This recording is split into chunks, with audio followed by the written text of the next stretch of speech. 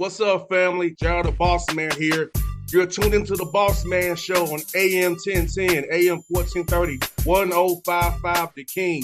Let the King out at 105theking.com and the Bossman Show at bossmanshow.com. Hit me up on Instagram, The Bossman Show, Twitter at Bossman Show, and Facebook, Bossman Show. It's the Bossman on your radio. Listen to the Bossman Show with your host, JR, Saturdays at 9 a.m. right here on AM 1010, The King. What's up, good people? BetOnline is your number one source for all your betting needs. The latest odds, lines, and matchup reports for baseball, boxing, golf, and more. BetOnline continues to be the fastest and easiest way to place your wagers, including live betting and your favorite casino and card games available to play right from your phone. Head to the website or use your mobile device to sign up today and get in on the action. Remember to use your promo code BELIEVE, BLEAV, for your 50% welcome bonus on your first deposit. BetOnline, where the game starts.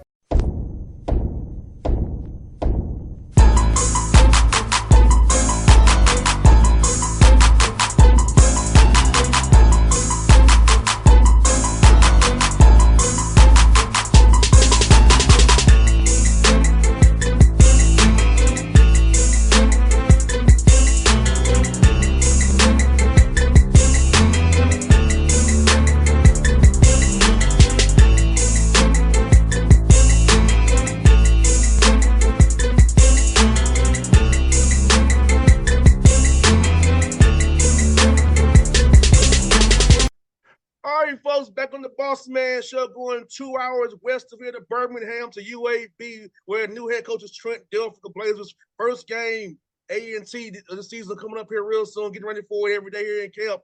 Coach Dilfer looking good over there as UAB gear. How you doing, Coach? I'm doing good. Thanks for having me, man. I'm fired up to do this. Yes, sir. Coach, I want to ask you, man, I was telling you off air about my mom being from going to Lipscomb, graduating in 71, being at Lipscomb Academy. Do you see his opportunity coming for you as quick as it did, getting in football after being in broadcasting and now getting the coaching? See it coming as fast for you, Coach? I really didn't have a timeline, to be honest with you. When I stepped away from TV, retired, played a bunch of golf, realized that wasn't for me, wanted to give back to the game. Really, it was that easy. The game has given me so much and wanted to give back, and never thought I'd coach high school football. It was never really a plan. But it was kind of a calling. I know that sounds esoteric, but it really was. I felt like I needed to give back. Why it was at Lipscomb, I still don't know, except I loved it, loved every part of it. It was really hard, which was good for me to do hard things again and get a community to buy into that stuff. And then I never had my eye on college football. I was approached a bunch of times and asked good questions and, did the mental gymnastics around it.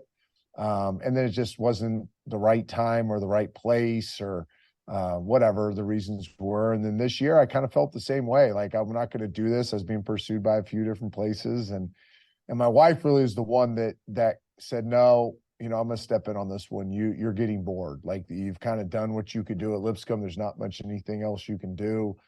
You need to go climb another mountain. She used that exact term. She's like, you need to go climb another mountain. And I'm like, okay, you're right. I'm a mountain climber, metaphorically. I need to do hard things. I need challenges. So that got me thinking, and UAB was the right fit. It was in the Southeast, state of Alabama, recruiting hotbed, easy to get coaches to come to Birmingham. A good foundation was already laid by Bill Clark and Bryant Vincent. Just a lot of good things. So it excited me, and I've not been disappointed. It's been one of the best rides so far of my life, and I'm undefeated to this point. I don't know how long it's going to last, but I'm enjoying being undefeated, and I'm just fired up about everything we're trying to do here. Coach Dilfer, like you said, location so great. Alabama, you get to Florida, Georgia, Texas, Tennessee, Mississippi, Arkansas, Louisiana. Has so much talent. With Birmingham with a short drive, 5-6 hours either way, and just build this roster out the right way with guys who fit that culture that you're going to build there. Yeah, and great kids. I think there's another piece of that. Sometimes when recruiting is talked about, you forget about the type of human you're recruiting too, not just the athlete. These are kids that have great values. They work hard. They don't know any other way. Football matters to them. They know that football in the South represents more than just winning and losing, right? It's a sense of pride for their communities. There's natural rivalries built in. There's recruiting battles that are built in. There's just so much that matters in the South and relates to football. The thing I've been most pleased by, again, and I'll go back to this, is they're coached well in the high schools in the South. They have good core values. You're not pulling teeth to get them to practice hard, work hard, buy into something. They just need to be led. They need to have hope. They need to have purpose. And that's what we're trying to do here is every single day. Yeah, we're trying to win every game we ever play, but more importantly, we're trying to win the kid. We're really trying to help the individual reach his potential.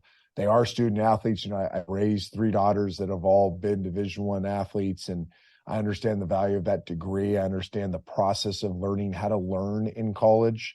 So we really emphasize the holistic college experience, not just the football experience. And I really believe it makes them better football players because they're learning to make better choices and decisions off the field. And I think that's going to pull over onto the field. So Dilfer, for me, leaving Atlanta was good for me. I went to Tennessee State across town from Lisbon. I went to Tennessee State. The Lisbon had football, so I couldn't go there. So I went to Tennessee State. But the fact that leaving Atlanta, getting that degree in business has really helped me post college because I don't have a radio show. I've been doing 14 years. I applied my business acumen for my degree, and those networkings really helped me get sponsorships. So all those things, Coach Dilfer, and these experience, like you said, holistic experience, it came back for me already, and I'm living the fruits of it. So getting that degree, getting those internships, getting those network opportunities, and Birmingham being how it is in Alabama is situated, there's so much for those young men to do off the field as well as on the field. Oh, it's amazing. And this city, I mean, what a great opportunity. And I'm not trying to do this as a recruiting pitch at all. I've seen coaches go on and brag on their city, and you're kind of rolling your eyes like he's just doing a recruiting pitch. This isn't a recruiting pitch. This is simply Birmingham's becoming one of the hottest cities in the Southeast. And it's a mecca for business. It's got healthcare, it's got banking, it's got all the amenities of the hospital, which is a $12 billion economic impact on the city. But it also has the Nashville crowd coming down. So the networking of that hotsy snotsy Nashville, Tennessee thing. It's got Atlanta coming over, right? It's got these really sophisticated Southern communities that are migrating here in Birmingham. And it's really an opportunity for these student athletes to connect with difference makers when their playing days are over and jump in and have your experience, use a degree from a great institution, use their time playing football to network and create a group of people, surround themselves with a group of people that can pour gasoline on their career development. So, we're very aware of that. And we make sure we've already done 4 or 5 events where we bring the community in here and get our players to interact with them so that they can see that this is, there's a long-term player. Man, I played 14 years in the NFL. You think that sounds like forever. You would think that I would think about that a lot. It's like a blip on my radar. It really is. I don't define myself by my football career. Yeah, football gave me more than my wildest dreams could ever imagine. But I don't identify as a football player because life after football is more impactful because it's that time of your life when you're raising a family. I always say this. I thought I knew something in my 20s. I realized I knew less than anything. The 30s, I thought I figured it out. I realized I was ignorant. My 40s, I was like, okay, I finally figured it out. And I realized I only know a little bit. And now I'm 50 and I'm like, okay, maybe I'm starting to figure this out. But it's a little more impactful the older you get because there's more at stake. And when there's more at stake in your life, it's more impactful to you and the people you influence. I say all that, we're looking at the long-term play. Like I want to be in these kids' weddings. I want to be their godfather. I want to see their kids graduate from high school. And I know that what we're putting on, the standards we're putting around them now, the disciplines we're teaching them how to make good, like I said, good choices, good decisions. that may not always pay off in their 20s, right? I know I was a knucklehead, even though I was having a Same family. here. Guilty as charged. Yeah, it might start to pay off in their 30s. But, I'm the son of a coach. And too many times I'd be at breakfast with my stepdad. He's my stepdad, but I had two really good father figures. I'd be at breakfast with my stepdad, and some 50-year-old would come up to him and be like, Coach, you changed my life. I didn't figure it out until I was 35. But I'm killing it since I was 35, and I'm still using the values that I learned from you when I was 16, 17, 18 years old. So we're kind of betting on the come, I guess is how you would say. We're betting that down the road, we do this thing right. Yeah, we're going to win a lot of games. Yeah, we're going to do some cool stuff at UAB, but we're going to help change these young men's lives for the better. Coach Dilfer, you and I had a similar background. My father's a coach here in Georgia. He'll be 85 years old on Saturday. Let's go. Happy birthday. I see my father's players the same the baby showers, weddings, events with players. So I'm living it right there with my father. On Father's Day, those guys who we played 50 years ago, still call him hey, Mr. McHenry, Coach McHenry, thank you what you did for me. So I see for my own father the impact of doubt. coach. I mean, Billy Graham said it right. He said, the most important person in a young person's life is going to be coach. And here's a guy that helped change a generation, and he said no, the most impactful person in a young person's life is a coach. What coach says is so impactful, and we got to be very careful what we say, because they're going to do it. When mom and dad say it, when teacher says it, kids will go, oh, okay, maybe. But when coach says it, they go, yes sir, and they do it.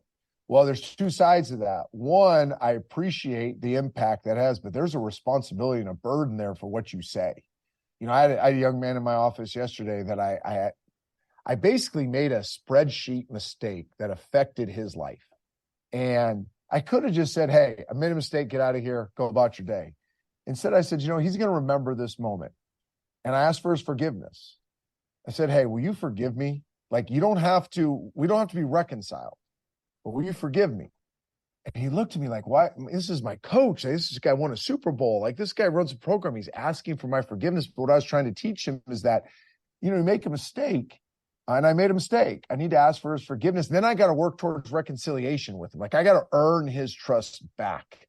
And we're trying to do that in this program where we're teaching him life lessons. Because one day he's gonna say something to his kid. Like, I've done this as a father where I act out of anger or frustration or say something I don't want to say, and I hurt my kid. And I want to reconcile with my child. So I go and I start by saying, you know what, will you forgive me? That was a hard lesson to learn. Like, I was in my 30s before I could humble myself to do that. Well, now this 20-year-old is watching their coach do it, and he's going to be more open to do that at a younger age. I tell the kids all the time, you don't have to make a mistake to learn from it. You can learn from my mistakes. And I'm 51 and I've made a lot of them. So let me tell you about them and then why I made that mistake. And then hopefully you can learn from my mistake and not make the same choices and decisions that led to my mistake. And now I just saved you the pain of having to learn from your mistake. So again, I think I take this as a parenting opportunity as much as a coaching. I don't know if you know my story, but right up there is my son. See that picture above the door? Yes, sir. So I lost him when I was 5.5. When he was 5.5, sorry, to a virus that attacked his heart. So when you lose your second child, he'd be 25 right now. Obviously, we've gone through an unimaginable pain and healing that goes through that. But every time I look at these kids, I really do see him. Now, that doesn't mean I'm not intense. That doesn't mean we don't coach hard. That doesn't mean any of that stuff. But I do first see my son, and I'm like, how would I want him treated as a college football player? And I do think that separates us a little bit. Like, our staff meetings aren't injury report, practice schedules, how are we going to win this game? Yes, those are part of it, but it's, hey, how's your position room doing? How's their mental health? What challenges are they going through? Have you checked in with their mom? Hey, do you know if their sister has a cheerleading competition this week, or their brother has a basketball game, or hey, his dad's sick? Like, we call it relentless engagement. We're trying to relentlessly engage with our team so they have, I don't want to say father figures, but they have mentors in their life that care about them, regardless of where they are on the depth chart. And who knows if it's going to work, right? I'm a high school football coach. I don't know if it's going to work. I think it's going to work. I believe it's going to work, but it's how we're going to do it. And if it doesn't work, they'll fire me and I just won't coach anymore because that's the way I'm going to coach. I think it's going to work, Coach Dilfer, because I would have loved that in my career. I feel like at some points in my career, I was a number out there. Yeah. And I feel like it was hey, as long as I'm catching balls, I'm good. John's good. As long as 14 is getting in the slot, learning the right route, getting the ball, he's okay. But do you care about JR the person? Now, after my career there, yes, a leadership is different. But I feel like at the time, Coach Dilfer was like, what can you do for me right now? Yeah, I feel you, JR. I feel you, man. I saw it happen too much. I didn't have that experience in college, but I saw teammates that did. I didn't have that experience in the NFL, but I saw teammates that did. I studied the college game. When I was at ESPN for those 9 years, I studied the high school game, the college game, and the pro game. And I really was connected that recruiting period, helping kids go from high school to college. So I was kind of seeing both sides of it. And I saw so many times where, and my daughter's experienced this to a certain degree, where you're told something, it sounds really good, and then you go there and you experience something very different. And every time I sit with a parent in recruiting and we're, committing a kid or he's decided to come here and we're going to give him the experience, I'm like, here's a conversation I don't want to have with you, mom, you, dad, you, grandma, you, grandpa, is that you lied to me. So let's talk about the truth right now, and you hold me to what I'm telling you, because I don't want that I don't want the kid to feel like a number. I don't want him to feel like I lied to get him here and then turn my back on him. I met with the freshmen the other day, just the freshmen. We do a weekly time with the freshmen, and I'm like, hey, please, freedom to speak. Anybody in this room can speak. Have I let you down at any level? I know it's hard. I know you're miserable because it's training camp. I know you're lonely. I know it's hard to adapt to college life, but have I, the coach, let you down from what your expectation was? And I had a kid literally say, you know what, coach, I don't know if you let me down, but I got sick the other day and I didn't feel like I was totally cared for. And I'm like, that will never happen again. And it was nobody's fault, by the way. Like, it wasn't our trainer's fault, but I should have been more on top of it. And now it's something that I'm on top of. That a kid gets the flu and he's been away for 2 months. I mean, you could be scared in that situation. He's 18 years old. Yes. I remember crying. I remember calling my parents crying like, oh, no, I can't do this. I'm good enough. I'm lonely. I need you to come get me. So I remember that. I remember my daughters calling me. So I just think it's an empathy for what they're going through. Yes, don't mistake that for not high standards or demanding or any of that. We're very demanding, very high standards. We have an empathy for what they're going through, and we want to meet them where they're at. Now, Coach Dilfer, now I know you're new to this college game. Do you feel like with the portal and the NIL that's helped you get better high school kids and maybe get overlooked by the Power 5 guys and maybe some guys who would want to take opportunity now rather than try to wait out that Power 5 offer that may or may not come? Yeah, it's funny. Everybody asks about, it's like there a formula. Is there a trickle-down effect? Is there a hypothetical where an SEC school goes to the portal because they're trying to win a national championship the next year? So a really good recruit from the year before is going to be a scout team guy again. Does that trickle down to the UABs, to the South Alabamas, to the group of fives and elsewhere? The answer is probably to a certain degree, but you don't see a tidal wave of it. What you're really seeing with the portal more than NIL is relational equity. You're seeing guys that had really good relationships in the high school space and recruiting over their time. When a kid enters the portal, they reach out because they remember how they were treated by that player. They remember by that coach. They remember the connection that was made. So I think you're seeing that. I think you're seeing really good freshmen, really good seniors in high school not being recruited because like they're third on everybody's list. And then everybody goes to the portal first before taking what we call developmental guy. So I think you have to structure your roster in such a way, at least this is what I do. And I don't think I'm giving any secrets. I'm sure other people do it, but I structure my roster of, guys that can help us win now. And then guys that can help us win a championship later. And if you look at it that way, then it's not really portal high school. It's just a different way of looking at a player. Like we have some players right now that are probably not physically developed enough to play and help us win now. I will be shocked if they're not early round draft picks in 3 years. Like they're this close to being superstars, but they're a year away from strength. They're a year away from being men, right? And this is a man's game at this level. So you got to develop that part of your roster because you know it's going to be really, really good one day. And at the same time, you're trying to win every game you play. So it's almost like you have two rosters, to be honest with you. And high school was different. Obviously, it was but a similar model, right? You have the haves and the have-nots, but the have-nots are just as important as the haves on the football field. And a lot of times for little Johnny, who you knew as a freshman was probably never going to help you win a football game. But boy, you could help him if he could cover a kick by his senior year. And you could help him by helping him develop into a really good teammate and teach him life lessons. So you were kind of doing the same thing there. You're trying to get your studs, all the guys who went to the SEC or Group of Five are going to go next year. You're trying to get them ready to win every game, which we did. But at the same time, I spent a lot of time with the junior high program and the JV program and the freshman program, making sure they were growing too. Their ceiling's not as high, but I still want them to reach their potential. And I've kind of taken that approach here. It's like, yeah, it's different, but it's the same mentality. It's you matter. You're not a number, right? You're not a number on a roster. You matter as much as our superstars. You may not get the reps he gets, right? But you get the swag, you get the nutrition, you get the coaching, you get the attention, you get all the resources we pour into you because you matter as much as the superstar. 100%. And Coach Dilfer, I love your non-conference schedule. You know, I feel like it's going to prepare you for that tough AAC play. That was probably already done for you when you got there. But as you use these 4 games to prepare for the AAC play, are you struggling for steady improvement every week to get ready for those 8 games where it really matters for getting that conference play in there, Coach? No doubt. I have nothing to do with our scheduling, right? I'm a new coach that gets scheduled, but I was pleased to see this. You have 4 really quality preseason opponents, one being the best team in the country.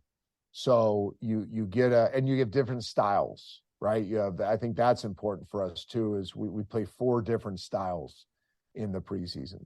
A&T is going to be a great challenge. They're really good players. They're really well coached. We know where these coaches come from, what their pedigrees are. Like, they're really well coached. They have really good players.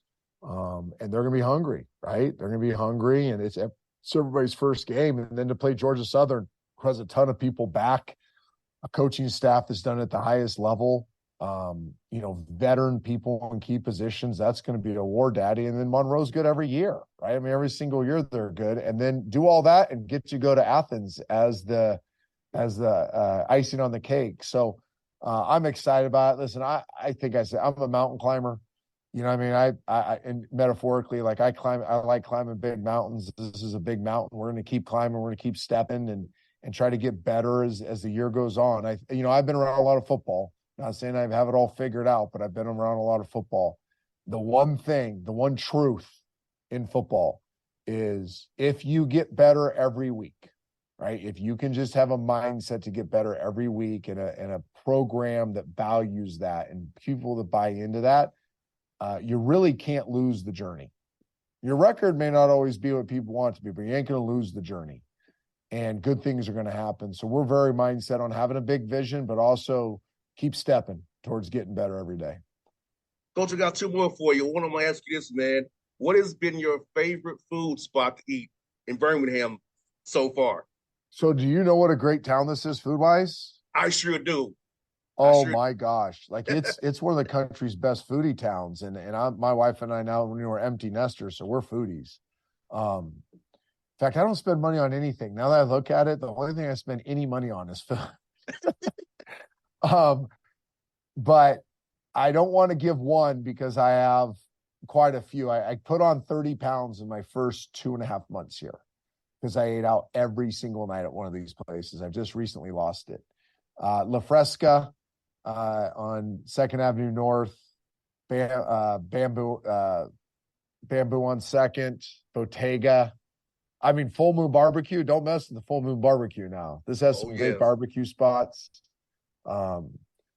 I kind of hit them all. So I feel like if I don't say more, I'm going to offend the owners and the managers. We don't want that to happen. But everybody knows, if you want to find me, for instance, tonight's Wednesday, you'll find me at either Bamboo or La Fresca. In fact, tonight I'm making a decision right now on your show. I'm going to La Fresca tonight. I'm going to leave the office early. I got to take the dog home. I'm going to put her up, and I'm going to walk to La Fresca tonight. Now, Coach, I know you've been a whirlwind and been very busy this new job. But when you have some downtime, man, what are some things you did that's kind of have some fun and relax for you from to turn off being Coach Dilfer for a little while and be dad and a husband, man? Yeah, so I'm a new grandpa. So this is my grandson Decker. Congrats on that. Thank you. That's an old picture. He's 13 months. So it's the greatest thing ever. And every grandparent's right now saying, amen, Coach Dilfer, amen. It's the best thing ever. You have all the cool parts of parenting without the bad parts of parenting. So that's amazing. So every chance I get, I'm with him. I started playing golf again. I hadn't played for 4 years.